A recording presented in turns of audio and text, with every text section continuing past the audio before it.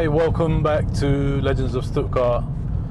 Thank you very much for watching the videos, and for those who have subscribed, I truly appreciate it. Keep the comments coming. That's what makes this worthwhile. So I've had the car for about a week, and I've done a couple of short trips. It's an absolutely gorgeous day today. It was yesterday as well. So I've decided to take a nice country drive, maybe assess the car properly, and talk about a few mods that have been done. Go through a few of the things that I really want to do with the car. So firstly, in 2017, the previous owner, it seems, spent a lot of money in a very short time. Some of the things that's been done I like, some I personally wouldn't do, but this is kind of a personal preference thing. It's to your taste, whatever you like to do. So my main focus on this channel is to buy cars that I've lusted over for many years, this being one of them, and to modify it tastefully to my taste, keeping quality extremely high and keeping to the classic design aspects of Porsche,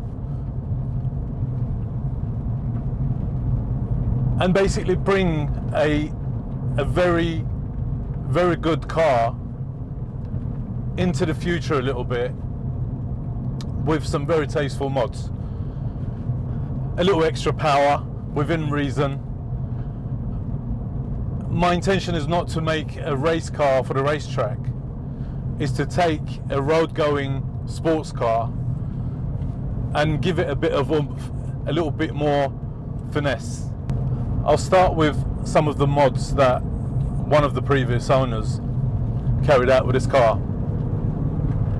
Firstly, the Bilstein suspension. It's a good set.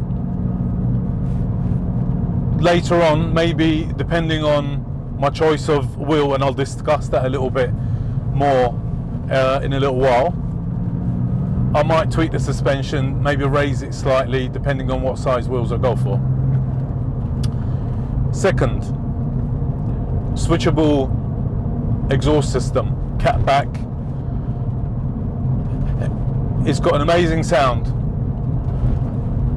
With the flaps open, I'll demonstrate in a minute, it is quite loud. So this is the normal.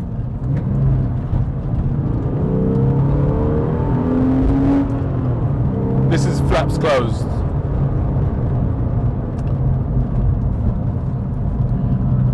It's got a really throaty sound. I like it. Not to everybody's taste, again. However, open the flaps and we've got a completely different beast.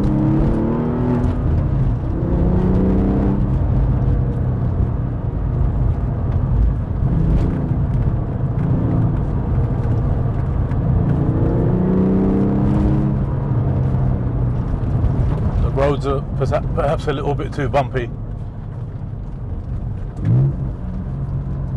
and we have to stick to the speed limit, of course. Third mod, the rear deck lid spoiler. We'll get out in a minute. I'll find somewhere to park and we'll go through each individual item. That spoiler is made by a company called TechArt. It looks really good. I do, however, like the standard spoiler. Let's close the flap. But because of the quality of that rear deck lid and the way it suits the car, it's staying. I might buy the original C4S raising spoiler, because all the wiring is still there, and keep it aside for future, just in case I want to take the car back to original. I really haven't got a clue where I'm going, I'm just driving. Some of the things that I don't like, the first thing that I noticed when I got into this car in Dundee last week, the minute the engine started, it was the vibration that was coming through the car. I mean, I was sitting in the passenger seat. The previous owner was taking me for a quick spin before I took over. And the first thing I said was, what's that vibration coming through the car? Well, after going through the paperwork, I realised that the engine mountings and the transmission mounting has been replaced with solid sport ones. That's not something that I would have done, and I may even consider taking back to original, because I want to balance the pleasure of driving. This is a road car. I want to balance the pleasure of driving this car with comfort. It has to make the right tones from the exhaust system. It has to, the performance enhancements has to be suitable with what I'm trying to achieve. The perfect GT road car. Now some may say, why don't you just go and buy a GT3? But the truth of the matter is, and which is why I decided to get this car, I decided, I've never bought a brand new car in my whole life. Never had the means to. But recently, I saw the new 992 GT3,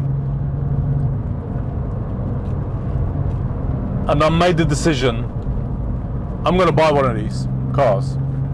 However, I don't like the massive spoiler at the back, so my taste is the GT3 Touring.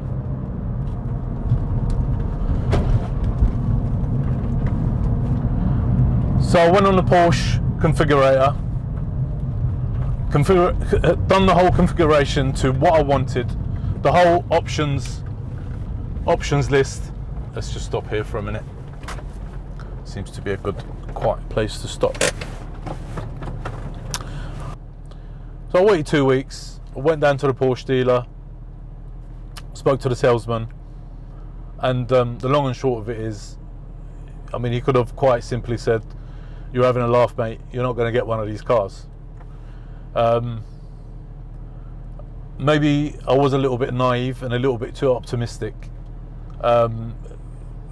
These specialist cars are reserved for customers who have bought maybe a line of new Porsches, maybe, you know, regular GT customers. They're not for the likes of me. So although I put my name on the hopeful list at 2 different dealerships, I don't really hold a lot of hope of getting an allocation. Hence why I decided to get a car that I really like, modify it slightly, and make it suit me, the type of car that I would like to drive on the road. And this is my project. So let's go around the car and we'll go through some of the mods that have been done, look at them closely, and discuss maybe a few things that I'd like to do to the car. So as I mentioned earlier, I did get a bit of a folder with the car with some previous history, some work that has been done to it. So this chap in 2017, he spent quite a bit of money on this car in quite a short period of time. I'll go through the list. I've gone through the paperwork and I've noted down everything that's been done. The reason I've got a side profile of the car is so you can see the suspension mod, which is Bilstein B16 PSS10 adjustable coilovers. I'm at the moment undecided on the wheels. I do want another set of wheels, and I've kind of got my heart set on some BBS RS GT wheels. At the moment, I'm not too sure whether to keep to 18, which means I don't have to buy new tyres because the car's already got brand new Michelin tyres on it, which was fitted by the chap that I bought it off quite recently, and they are literally like brand new. They've had hardly any use, so I'm thinking stick to 18-inch, so I don't have to change tyres. It's an extra expense. Or I've got the option of going 19s. If I go 19s, I might think about maybe raising the suspension just ever so slightly, just to get a really nice stance on it with the 19s. Anyway, I genuinely do need some help on this. I'm completely undecided. So if you guys have maybe some idea of another type of wheel that would suit this car, although I've got my heart set on the BBS RS GTs, I'm completely undecided at the moment. So if somebody's got any better ideas, please send me a message, drop a comment down below. I would truly appreciate it. I am actually thinking of running a bit of a competition where I offer £500 worth of Bitcoin. Yes, Bitcoin. We're mixing cars and crypto on this channel. So watch out for that one. Get subscribed because this channel is not all about talking about cars. It's about winning as well, which we're all trying to do. The eagle-eyed amongst you will notice the rear wiper delete, which I think is a really nice touch. Cleans up the back end nicely. I love the red S on this car. I know they come in grey as well. The Carrera 4 in body colour and the S in red just literally sets it off nicely. The rear spoiler. TechArt is a registered auto manufacturer. Obtaining a WMI, a World Manufacturer Identifier, is a significant thing. Major car manufacturing companies have that certification in Germany, and also companies like Brabus, Alpina, for BMW, RUF. Companies like this obtain the WMI mark, and that is a fixed deck lid spoiler. It comes with the base, as you can see, where the original spoiler would usually lift up from there. This is a fixed spoiler, and I think even now to buy that spoiler ready to paint is around $4,500 from the websites that I've found. So and it is quite a rare touch to get on a car. So that's definitely one of the major pluses on this particular car. Let's open the deck lid and we'll see what's underneath. So one of the first things you'll realise is the red induction hose. The car's had an air induction resonator delete, also called a cold air induction conversion.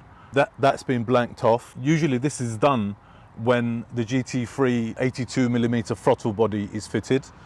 I don't know if it's been done in this case. What I'm going to do is remove this hose one day and measure the internal diameter of the throttle body. As I'll discuss a little bit later on, that's one of the conversions that I have got in mind. We'll see if it's been done already. The car's had the Powerflex gearbox front mounting bushes replaced and performance engine mountings. Now, I mentioned earlier that I could feel the vibration of the engine in the cabin. I want the car to perform, to sound great, but at the same time, I want to maintain the driver comforts. And as I said already, this is not a car for the racetrack. It's a car for the road, and it has to maintain the comfort levels. So that's one thing that I might take back to original, the engine mountings. Exhaust system. I was told this car had Eisenman catback exhaust with the switchable valves. I'm not sure what make it is. I haven't been underneath yet. That's what I was told by the previous owner. I found an invoice for a catback exhaust system, and it was purchased from a company called Top Gear. I've looked up Top Gear. This particular exhaust system, which comes with the switchable valve system, is discontinued for this particular model anyway. But I think that even then it was around £700-800. So it's not an expensive exhaust system. It sounds good, but I don't hold much hopes that it's quality. So that's another little memo for me, which I'll address later on. There's quite a lot that I want to do to this car besides what's been done already. I'll make some improvements to what's already been undertaken, and I'll add a few things that I want to do myself. But first and foremost, let's come to the elephant in the room with all 996s. I haven't mentioned the IMS word once so far. It is a question that I asked the previous owner. He assured me it had been done by the previous owner to him. However, there's no supporting documents, so I will take that as a no. It may well have been done in the past, but there's no way of knowing. I really don't want to take the risk. Planned service and maintenance in the meantime. Yes, the mods are great, but if you don't first make sure that the car is going to be reliable, then it doesn't mean anything. So here's what I intend to do. Major service, including spark plugs, coils, brake fluid and coolant, the gearbox oil to be replaced. The clutch is a little bit heavy, so I would say clutch and flywheel is a 100% must, because that would also add to the driver comfort, and as I mentioned, the IMS upgrade. Now I've got a quote from RPM Technique for all the work that I've just mentioned, including the IMS upgrade. £3,783.98, and that is 48k service, and as an extra, spark plugs, coil packs, etc. Replace clutch, IMS upgrade, brake fluid change, coolant change and bleed. So let's move on to what we plan to do to the car. I say we because obviously you guys are along for the journey. So planned modifications. Replace engine and gearbox mounts with genuine parts, an absolute must. Obviously the mods come after the maintenance and preventative repairs. So once all the repairs are done, the car will go on a dyno test. At that point we will see what power this car is producing. From standard, it should be around 320 bhp. It's an old car. I expect some loss due to engine wear, etc. However, we have got the performance exhaust upgrade on there. We've got the air induction. So it'd be interesting to see what kind of a power this car has with what it's got already. So after that, once the dyno test is done, what I intend to do is an IPD air intake plenum and GT3 throttle body conversion. IPD, the company themselves, which is a US based company, they claim quite significant power gains with this conversion. So we'll put that to the test. So the throttle body on this car from standard is a 74mm throttle body. The GT3 throttle body is 82mm. So it's quite a significant gain in diameter. The next conversion that I'm planning to do, the Fab Speed 996 carbon fiber competition air intake. So it's basically, it comes out straight, that we'll lose this, it comes out straight here and it goes into two separate air intakes with a carbon fiber divider, which will basically stop the hot air coming into the air filter area, which will be down here. So the air filters will just get fed from literally the rear deck lid with cold air. It looks amazing, and hopefully with the throttle body conversion and the Fab Speed carbon fiber air intake conversion, we should see quite a bit of gain from there. As I already mentioned, the BBS RS GT alloy wheels, 18 or 19 inch. Please don't forget, give me your comments, give me your ideas. If there's anything else that would suit this car better than what I've suggested, then let me know about it and I'll have a look into it. Right, after those basic conversions, which are very easy to fit, I mean, I could do that stuff on the floor myself. It's all on top here. nothing major really. After that conversion, we'll have a look at bespoke ECU remap. Again, if you have any suggestions, I've got a couple of places in mind. If you have any suggestions in mind, let me know. I would greatly appreciate some help with any of this stuff. Once we get the remap, then we'll go back to the dyno test and we'll see the power gains at that stage. Main points are maintain drivability, the comfort of the car. It has to make the right noises from the exhaust, and hopefully we can achieve all that with the minor upgrades that I'm intending on carrying out. So all of the upgrades that I've just mentioned will complement the eventual major upgrade for this car, which I have planned, and that is a 3.9 engine rebuild. So we're going to go from 3.6 to 3.9. The 3.9 conversion for this car is going to be the last tick in the box, and at that point the GT3 throttle body, the carbon fiber air induction system, maybe later on go for a more quality exhaust system with headers and cats, full complete system that will complement this car massively. So that is the ultimate plan for this car. Stay tuned, and we're going to tackle these one by one, beginning with the service maintenance and preventative measures, and then we'll move on to the modifications one by one. I'm excited and intrigued to find out what this car is going to end up like, what it's going to drive like, what the power is going to be like. So if you want to see the end product, stay tuned, subscribe, look out for future videos, and I'll see you shortly. Take care, stay safe out there.